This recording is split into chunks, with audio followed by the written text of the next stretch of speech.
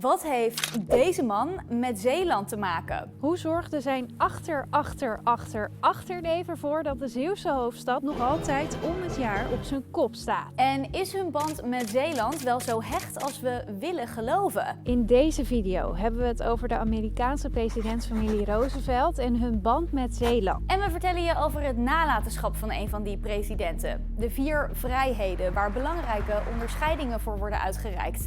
En waarom die na meer dan 40 jaar nog steeds relevant zijn. We gaan op reis van Tolen naar Amerika!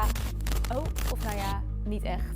Daar was geen budget voor. Dit is de familie Roosevelt. En de 4 Freedoms Awards. The ancestral home of the Roosevelt family. Of the United States. Freedom everywhere in the world. Freedoms Awards. Freedoms Awards.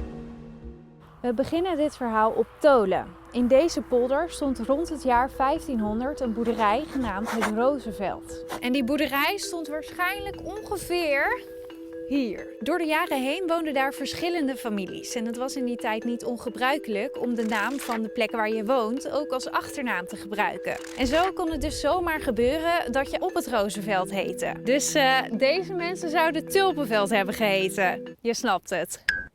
We maken een sprong in de tijd naar 1649. De Nederlander Klaas Maartens van het Roosevelt stapt op de boot naar Amerika. De nieuwe wereld, zoals het toen genoemd werd.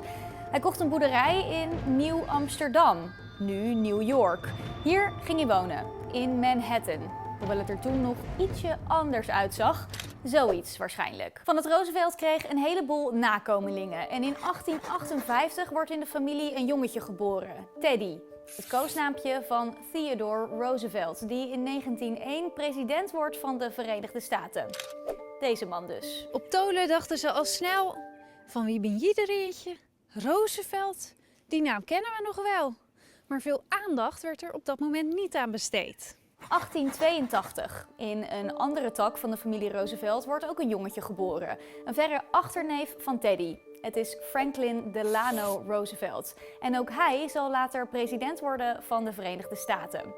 Hij trouwt trouwens met zijn achternichtje Eleanor Roosevelt. Opnieuw begon op Tolen een belletje te rinkelen. En ook de familie Roosevelt werd ondertussen wel nieuwsgierig.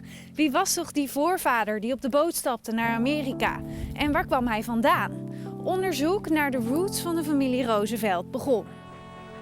I have seen a war on land.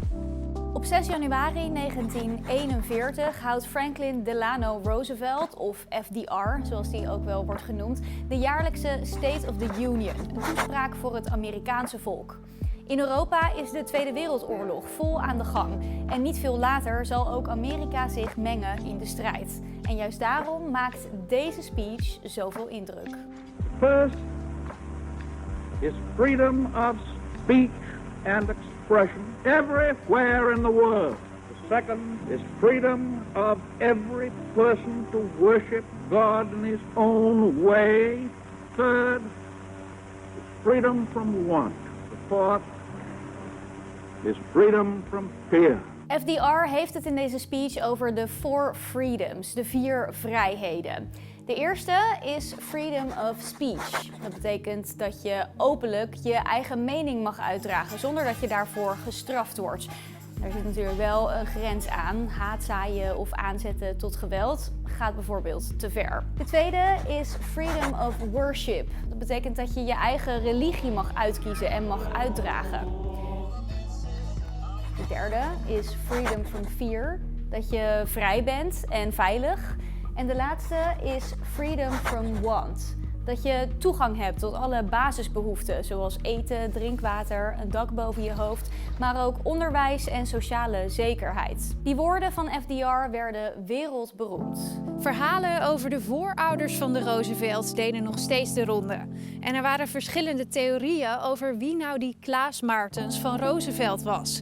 Maar op Tolen was het duidelijk. De Roosevelts zijn hartstikke Zeeuws. En ook Eleanor leek het daarmee eens te zijn. In 1950 bracht ze een bezoek aan Oud-Vossemeer, waar haar voorvader vermoedelijk is geboren. Op de stoep van het oude raadhuis poseert mevrouw Roosevelt te midden van 50 Nederlandse mannen en vrouwen die allen eveneens de naam Roosevelt dragen. Oud-Vossemeer heeft de band met de Roosevelts omarmd en je ziet de naam nog overal terug. En hier het Four Freedoms monument.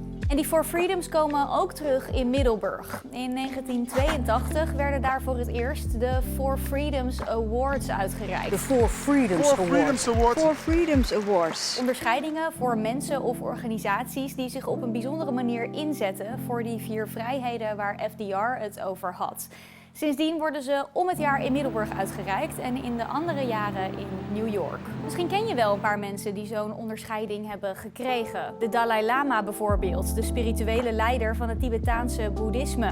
Apartheidstrijder en voormalig president van Zuid-Afrika Nelson Mandela. En Angela Merkel, voormalig bondskanselier van Duitsland, kreeg er een voor de rol die ze speelde in de veiligheid en stabiliteit van Europa. Maar ook nieuwszenders CNN en Al Jazeera hebben zo'n award gekregen en goede doelen zoals Artsen zonder Grenzen en Amnesty International.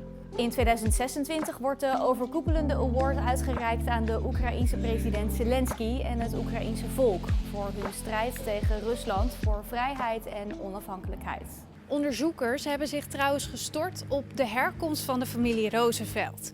En echt bewijs dat ze hier vandaan komen, hebben ze nog niet gevonden.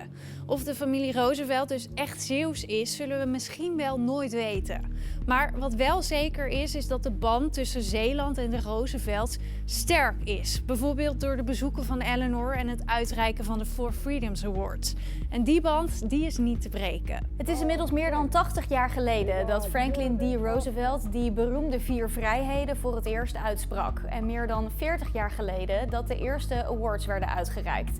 En juist in een wereld waarin nog steeds sprake is van oorlog, onrust en armoede, kan het kracht geven om te kijken naar inspirerende voorbeelden. It is in your hands to make a better world for all who live in it. We have to raise our voices and work together. Well, democracy is hard work. Those who give their lives to its preservation and strengthening give us all hope and inspiration and courage. Each individual have the potential to create a better world, happier world.